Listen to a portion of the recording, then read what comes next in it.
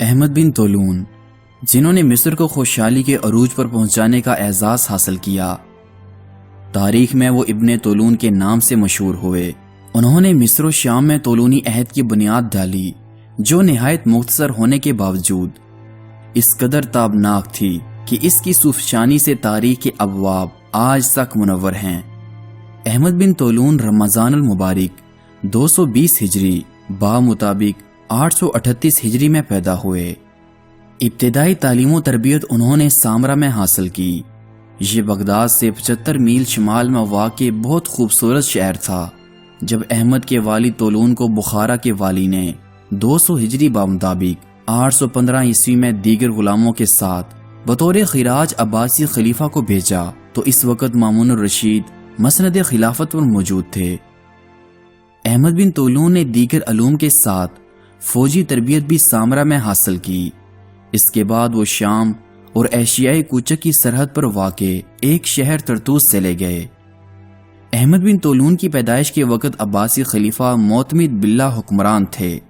ان کے بعد 228 ہجری مطابق 842 عیسوی میں واسق باللہ خلیفہ بنے۔ المستعین کے بعد المعتز برسر اقتدار آئے۔ المعتز نے 254 ہجری مطابق 868 ہجری میں ایک ترک سپہ سالار باغباغ کو مصر کا والی بنایا۔ اس وقت تک احمد بن طولون کے والد طولون کا انتقال ہو چکا تھا۔ احمد بن طولون کے سوتیلے والد یعنی باغباغ نے احمد کو مصر میں اپنا نائب مقرر کر دیا۔ احمد بن طولون 23 رمضان المبارک 254 ہجری مطابق 15 ستمبر 868 ہجری کو فسطاط میں داخل ہوئے۔ فسطاط دراصل قاہرہ کا قدیمی نام تھا۔ احمد بن طولون نے مصر میں اپنی ذمہ داریاں سنبھالنے کے بعد محسوس کیا کہ مصر کی اقتصادی صورتحال بہتر نہیں۔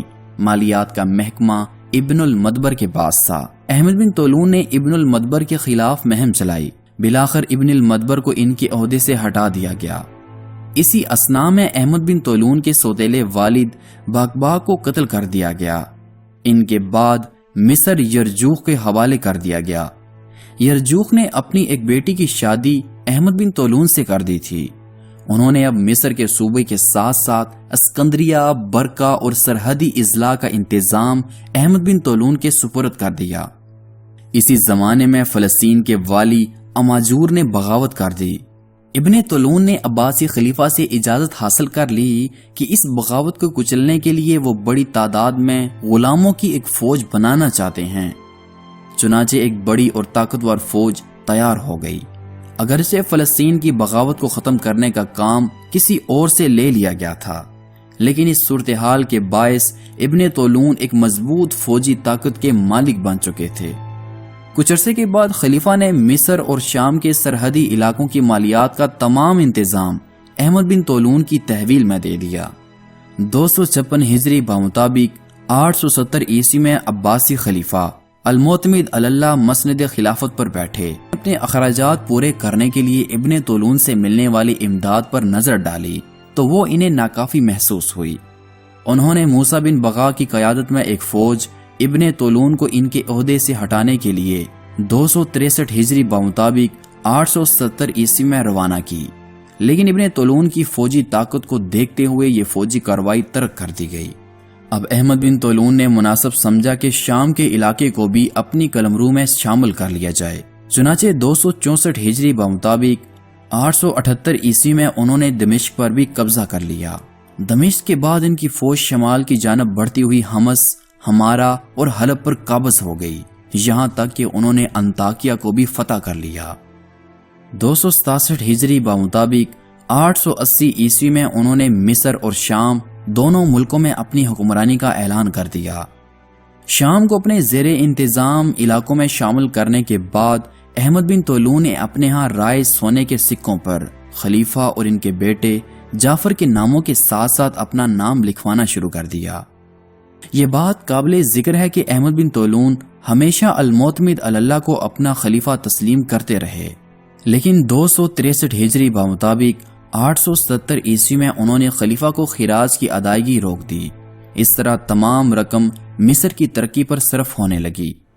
انہوں نے خلیفہ المعتمد کو اپنے ہاں آ کر رہنے کی دعوت دی، تاہم خلیفہ کے مشیروں نے انہیں ایسا کرنے نہ دیا۔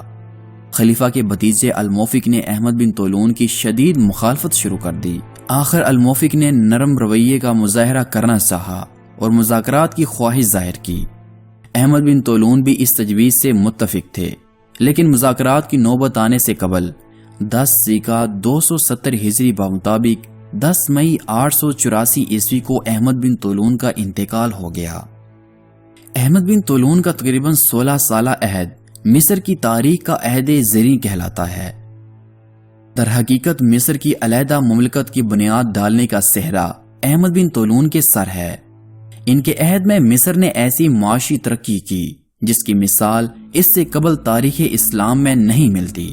احمد بن طولون نے جب مصر میں نائب والی کی حیثیت سے ذمہ داریاں سنبھالیں تو مصر سے ہونے والے خراج کی مالیت صرف 8 لاکھ دینار سالانہ تھی۔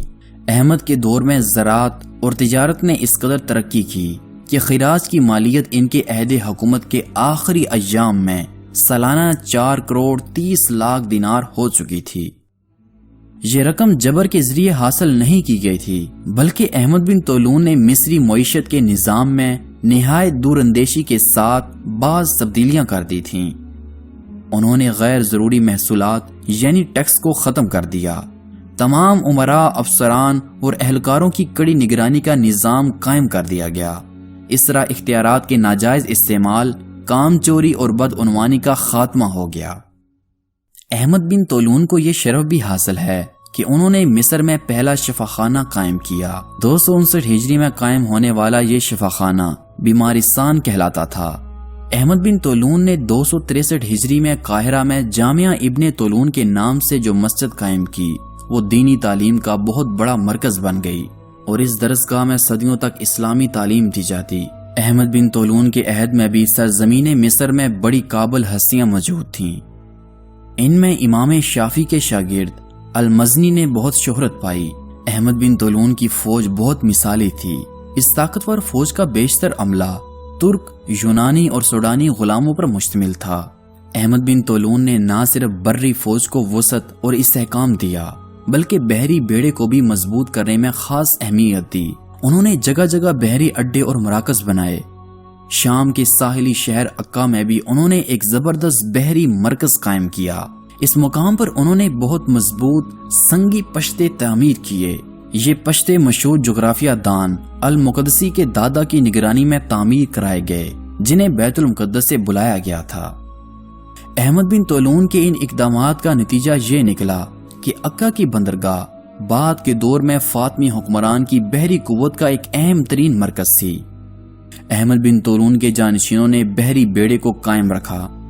ابن طولون نے عکا کی دوہری فصیل اس قدر مضبوط بنوائی کہ 300 سال کے بعد صلیبی جنگوں کے سلسلے میں عکا پر قبضہ کرنے کی جو کوششیں کی گئیں وہ کامیاب نہ ہو سکیں، یہاں تک کہ 1213 ہجری میں نپولین نے اس شہر پر توپوں سے گولہ باری کی، لیکن عکا شہر فتح نہ ہو سکا۔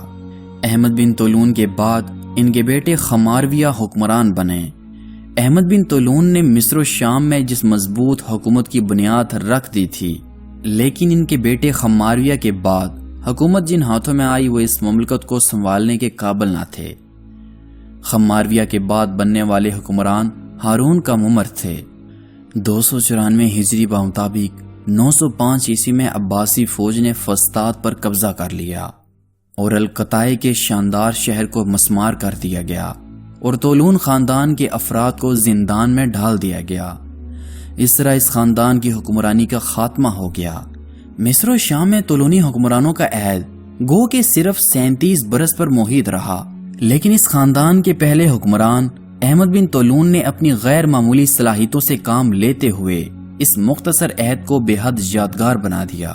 ان کی اصلاحات کی بدولت قاہرہ اور اس کے اطراف کے علاقوں نے زبردست ترقی حاصل کی، اور ان کی قائم کردہ مستحکم اور طاقتور حکومت ہی کا اعجاز تھا کہ یہ علاقے مزید کئی صدیوں تک خوشحال رہے۔